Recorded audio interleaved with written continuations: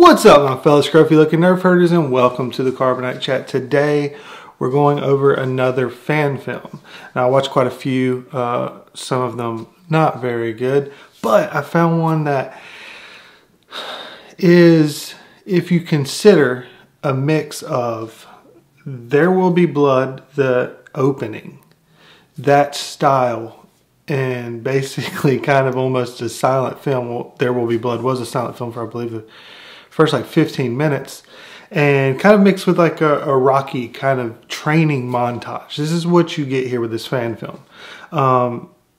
Before I get into spoilers, I do suggest going and watch it. I think it's one of the most well-made fan films I've seen. Probably the best shot fan film I've seen. There was two shots where I was like, yeah, but outside of that, I mean, it was really, really well done. There's nothing extremely special. There's not like, you know, high-level CGI or special effects going on. It's just a very well shot film. And for 90% of it, it's just one person in it, which is kind of where I get the There Will Be Blood kind of thing, which I love. There Will Be Blood. It's one of my favorite movies. But it's very toned down. It's, if you picture a movie, if you would have, you know, this is what we wanted kind of from Ray. The fan film's called Emergence, and so from this point on, I'm going to kind of spoil a little bit. It doesn't really spoil much, but go watch it. It will be linked down below. But it's basically Ronda Rousey's little sister, but it's a female character, and from the very beginning, you don't know what happens. So it's kind of got a hint of Memento in it. Again, another great movie where she's piecing things together a little bit. You're piecing things together a little bit. You're not sure exactly what happened until the very end when it's slowly kind of pieced together. And it's really interesting because the way it's done is exactly what you would want, or what we've wanted from Ray with her character. Where here's this female, and you see her struggle through training, and she suffers a loss. You see her suffer a loss. She ends up being left blind, and she's got to begin to try to work and train. She's left blind on this planet. On this planet, her master has just been killed, and she's got to figure out what to do. And as she's going through it, she begins to, she goes to try to find some water and clean off her face, and she starts off just kind of crawling around everywhere. And she starts to, you know, as she's drinking the water, she kind of reacts and she gets scared. And then it kind of gives her, she kind of flashes back to her master training her when she was very young, kind of helping her through the fear and how to deal with it.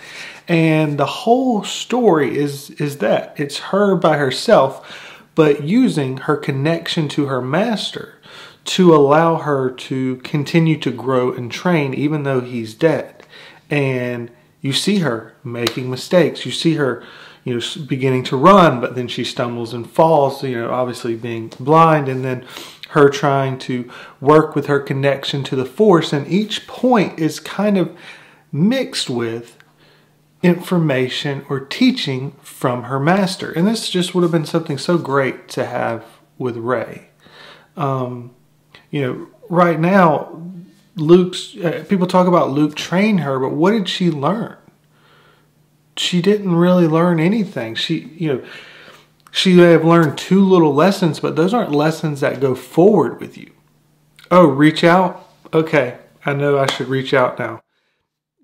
That's it? I mean, she was really kind of already taught this by Maz Kanata, where, you know, Maz, you know, in her castle began to explain to her about this, and that's why she kind of had the same way she reacted when she was being trained, or being fighting Kylo, and Kylo had the reaction. But then the second one was, oh, the Jedi did bad. Oh, okay, so Jedi did bad, so don't try to do exactly like the Jedi did. What does that, how does that change things forward? How can she adjust that information to then grow further when she's struggling with something else? Unlike some of the teaching we had with Luke and Yoda before. And so in this one, she's having to be seen train and struggle and grow. And in a small period of time, about 13 minutes, I believe this fan film is, she becomes quite powerful quite quickly. And it's, called the Emergence. Well, the Force awoke in Rey, apparently. So we can buy into some of these things, but we need to see this kind of montage of training. We need to see this experience where we see her failing and we see her having to learn, and we see the lessons like, oh, I failed here. Here's what I need to consider, and then grow from it. But they weren't afraid in this fan film, and this is the problem with the new Star Wars. They weren't afraid to dirty up the female actress. She had a busted lip. She was bloody. She was dirty. She was falling around. She was running into things. She was falling on the ground. She was curled up in a ball crying. These were all allowed to happen, and this kind of got you into not the greatest actress in the world, but, put that in there and you begin to connect with this.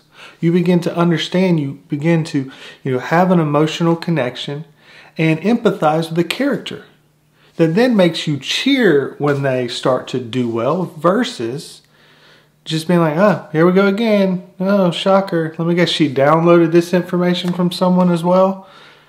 Like, there's nothing to that. And I thought this did it really well. I mentioned in my last video about how they should have done the training with Luke and Rey. And I think this is an example of maybe what could have been done with, say Luke died in episode 8, which he did, but say this, we're talking about if it was a good movie, and he dies, and Rey ends up actually getting her butt whooped in Last Jedi, instead of just winning again because the Force takes control of her lightsaber and moves it for her, because that's something that always happens to everyone. And then, so she's lost, and Luke sacrificed himself at the end. And so here we have at kind of the beginning of 9, this path to her growing, where we see her struggling, her trying to come back, trying to figure out how is she going to do what she needs to do for the Resistance so that they can end up, winning and defeating the First Order. And it's then these struggles and failures and messing up while she goes off on her own to train that she then is remembering back to lessons that Luke taught her. And at a certain point, that's when Luke can return as a Force ghost. But this would just be so much better storytelling. You have them actually having a lesson, and then that connection, because that's the thing you feel in this fan film the entire time, is the connection between her and her master. She loves her master. This was a very important mentoring relationship that's just completely missed on this. And this is another big flaw with The Last Jedi, is just they pass off the old cast and there's no respect paid to them at all. And I mean with the new characters, what does Rey have? What can Rey look back and be like, oh man, I need to, Luke was always kind of looking back about Obi-Wan or looking back about Yoda and just having respect for them and what they had done and their knowledge and their information. I mean, you see it where Yoda pops up in episode 8. Luke's like, Master, there's a relationship there. There's nothing there for Rey and Luke. There's nothing that kind of makes you feel that connection, and that's such a waste. It's an absolute waste when you have a character that's longing to have someone. It's insane that would have been what would have been done. If you want to, pass on the Skywalkers, because you're not going to have an actual Skywalker unless Ben ends up doing something.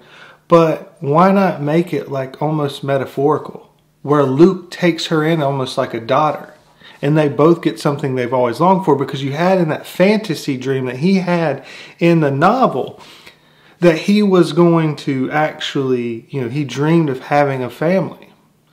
So, okay, let's connect that then. Let's say that he regrets not being able to have a family. That he focused on doing the Jedi stuff and he never ended up having a family. But here he sees his chance in a girl who wants a family, wants to feel connected, and they work together.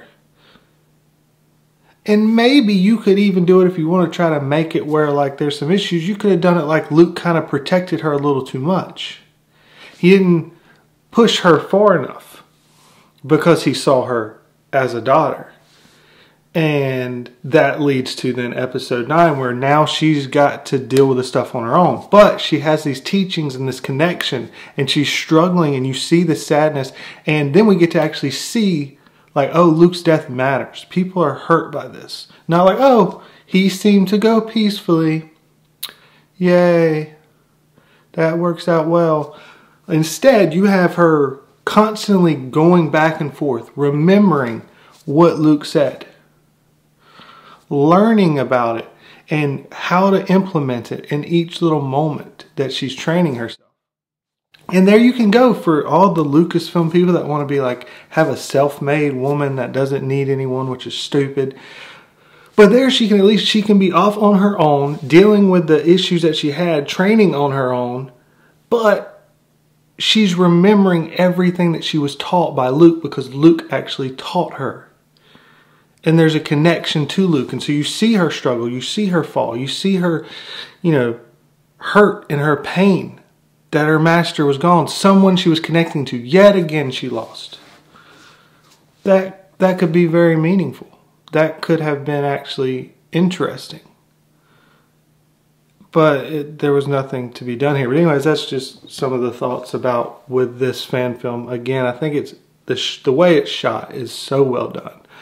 It says it's in 4K. So if you had a 4K TV or 4K monitor, I'd probably watch it in that. But again, there's nothing special. It's just really, really well done. Like, I would not be surprised if the director of photography or the cinematographer is actually someone that has worked on some pretty quality films, because they definitely have skill. They definitely know what they're doing. They know, and of course the editing is in with that as well. The editing was all pretty spot on, and it was really well done for a fan film. I mean, it was well done for anything really, but when you consider a fan film, it's probably the most well done fan film I've seen. But yeah, that'll be about it for this. I look forward to hearing some of your thoughts and opinions down below. And as always, thank you very much for watching, and never forget, you Nerf herders, I love you.